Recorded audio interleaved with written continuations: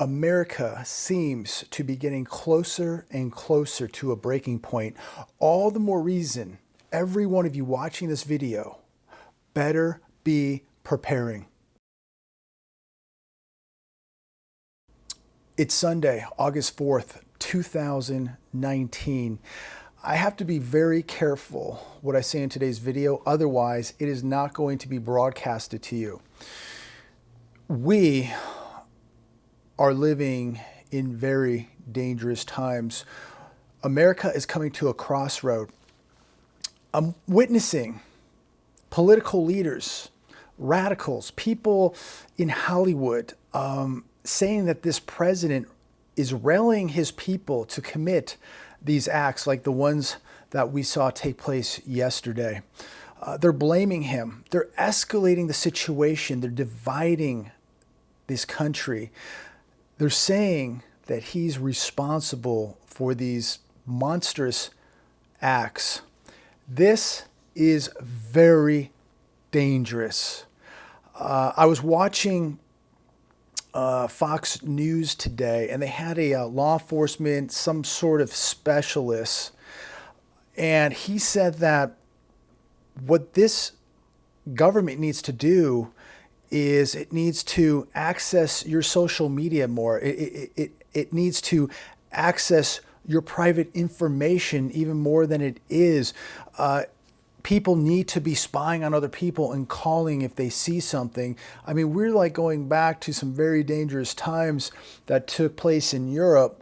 Again, I have to be very careful what I say, where the government was actually telling kids to tattle on their parents, report their parents.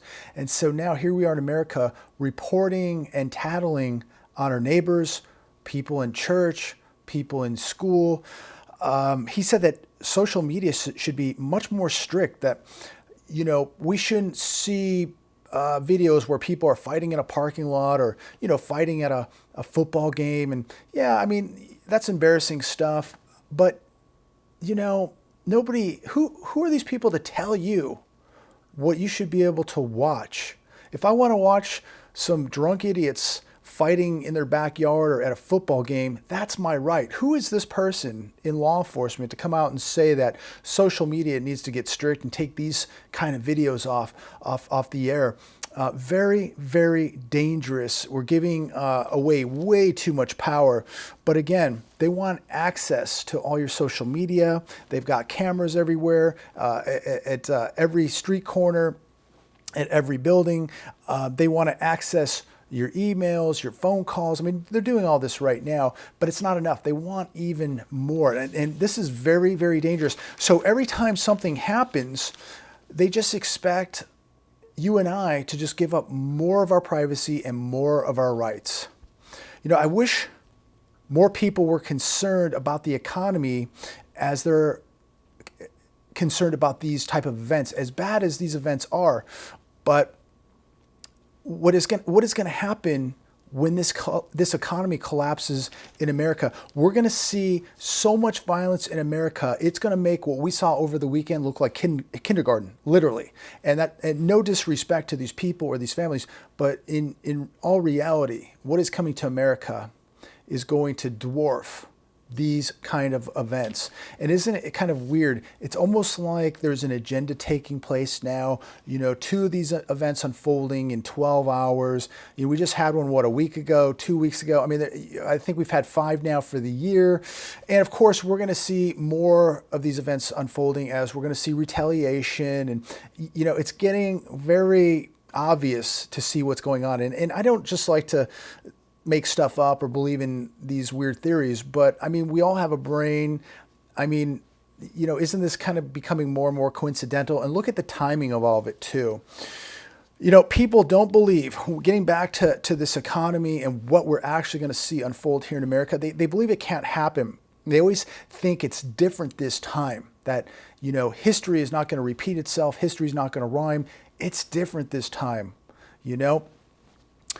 How many people woke up yesterday, drove to that Walmart thinking that they were going to die, that yesterday was going to be their last day. They got up, they went to the mall, they went to the Walmart, looked like a nice sunny day. How many of those people actually thought it was going to be their last day? And you need to think about that. Think about the number one asset you can have, and that is your security. Are you training? Are you prepared to deal with an event, whether that event comes to your house or while you're out in a public place?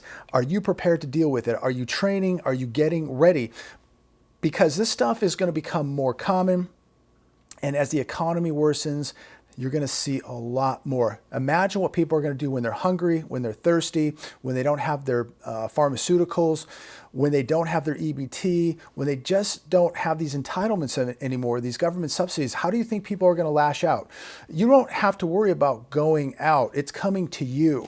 Going back to what I was saying earlier, how many of these people thought it was going to be their last day? How many people thought that they were going to encounter a psychopath? And how many people right now are just riding along through life thinking that this economy cannot collapse, just thinking that there's no boogeyman out there, that it's never going to come to an end. And just like these people, unfortunately, yesterday, they were taken by surprise. Many Americans are going to be taken by surprise when this economy collapses. And what comes with a collapsing economy is chaos and violence. Right now, so many people are sinking in quicksand. They don't even realize it. People don't understand that the value of money that they have in their pocket right now is deteriorating every minute of the day.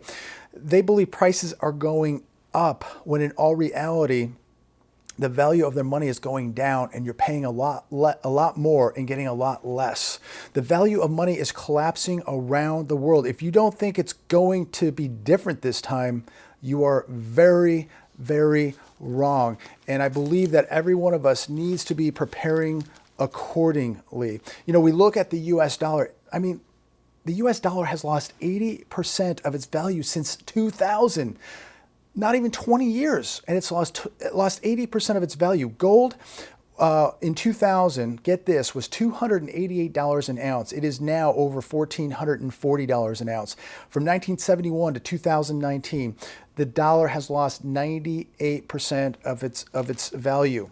My last video was floating around on Facebook, and I couldn't believe how much hate mail I got regarding some of the economic facts and figures that I threw out. People responding saying this is the greatest economy of all time. Are you nuts? Manufacturing's booming. Wages are up. Unemployment is way down. Are you crazy? I mean, these people, of course, I mean, are just repeating what they're watching on television, but they don't really do their due diligence. People aren't really doing their homework. They don't have an understanding. Again, so many people just look at the stock market, it's up, and so they believe the economy's doing okay. We have $1.5 trillion in college tuition debt. We have a retail apocalypse going on. We have a $1.5 trillion deficit. We have $22.5 trillion in government debt. We have a $6 trillion pension gap, as most pensions in the United States of America are unfunded. We have 7 million delinquencies with people that are 90 days plus with their auto payments. We have record household debt. We have record corporate debt. We have record U.S. debt, county debt, city debt, you name it. And yet these people are telling me that this is the best economy of all time. Look, I support this president 100%. I do not want to see him fail. I will vote for him again because I know what the alternative is. But people, we have got to be real. We've got to look in the mirror and live in reality, no matter who the president is. And I get it. He doesn't want this to fall in his lap. He doesn't want this to come down in his first term. I believe he's awake and is very aware of what's coming. But as an individual, I don't care who the president is. The numbers are the numbers. The facts are the facts. These people, though, that have to respond and lash out that everything's good because of a couple points that they see on the news. These same people are very simple-minded people. These are the same people that have no assets. They have $12,000 in credit card debt. They're working 2 side hustles just to make ends meet. And they're living paycheck to paycheck with $18 in their checking account. And these are the same people that tell you that life is good, my friend. So I don't want you to be one of these people. No matter who the president is, no matter what is going on, we've got to be real, and we've got to face the facts, and we've got to be prepared for what is coming. In response to some of the people out there on Facebook who were very negative, and it was just a handful of people, it wasn't, hundreds or thousands of people saying this, but there was a handful of people. And I'm not coming down on them. They just don't know any better. But to those people, please wake up, do your due diligence. I don't want you to have to go through life with 2 side hustles, $18 in your savings account or your checking account with $12,000 in credit card debt. That is not living a prosperous life. That is not a good economy. And unfortunately, too many people in the United States of America are living like this. And we can go on with all the problems, the homeless epidemic that is taking place, people that are literally, you're not getting enough food in this country while we're taking care of people from around the world. We can just go on and on and on. But I want to go over some more numbers with all of you today that continue to come out that reinforce exactly what I'm saying, that are going to contradict what some of these people on Facebook were saying. Wolfstreet.com. We're looking at heavy truck orders. The collapse, stunning. This just came out. Heavy truck orders collapsed 81% in July compared to last July. And you think this is the greatest economy at all time? Are you drinking the Kool-Aid or what? You need to get out of your zombie bubble and face the facts. Freight volume in terms of shipment by all modes, truck, rail, barge, air, has been declining year over year for the 7th month in a row to June. And I'm sure July will be the 8th month. So there were a handful of people saying, oh, the retail, they always blame retail on Amazon. But guess what? Amazon has to ship product by truck, rail, barge, and air also. Products have to be shipped these ways, and they're not shipping as much. Do you understand? Case index, freight is not shipping. It's way down. Trucks they're shipping 90+% of all products. So whether you're getting it at Amazon or you're getting it at some retailer, it took a truck to get that product. Trucking is collapsing. These freight companies are in a depression. Truck orders 81% down from this July to last July. This is absolutely stunning, and it is a major warning sign. So get out of your delusional bubbles and wake up. Another article here. This one is on Zero Hedge. Bill Maher says that the Dems are blowing it. Wishes, again, he said this a while back, but he wished it again for a crippling recession to unseat this president. People like this, and there's many of them, politicians, people in Hollywood, radicals, you name it, would rather see this whole economy implode, and it will. But I certainly do not want to see it happen because I know what comes with it. There's people hoping for this, hoping that you lose your job, that you get wiped out just to get rid of the leader of this country. But it's okay for people like Bill Maher, who are worth like $100 million. I'm sure he's going to weather the storm. But the average Joe Blow making $28,000 a year, he's not going to weather the storm. He's done. He'll be living on a tent in Tent City somewhere, and Bill Maher doesn't care. Really, really stunning that people would even think like that. Just because they have so much hate for an individual, they rather see the country implode. Think about what we're dealing with here. I mean, literally spiritual warfare of good versus evil right now. Here's another one. Zero Hedge. California homeless crisis spreads to Orange County, doubles in 2 years. Almost 7,000 homeless people in Orange County, California, in January. These numbers were from January, up 43% from 2 years earlier. How much would you like to bet that those numbers are even beyond 7,000? Probably closer to 10,000. I bet these are very conservative numbers, but you look at Orange County, for the most part, a very affluent county here in California, in the United States of America, and they cannot stop the homelessness. Here's another one. Again, for those people out there who want to debate me on what's going on in America, I'm doing my homework. Are you doing yours? Brooklyn neighborhoods. We're going zero hedge here again. 100,000 per year is now the bare minimum to live alone in New York. Brooklyn neighborhoods, Prospect Heights, Brooklyn Heights, Cobble Hill. You need 100,000 just to squeak by. Manhattan, you need to gross 115,000 to live in Manhattan today, and you're barely getting by. You're going to be one of the poor people in Manhattan if you're making 115K. So, I mean, just think about what it costs to live today, and prices continue to go up. And in reality, your dollar is going down, and it's buying you less. It's buying less rent. It's buying less housing. It's buying less at the grocery store.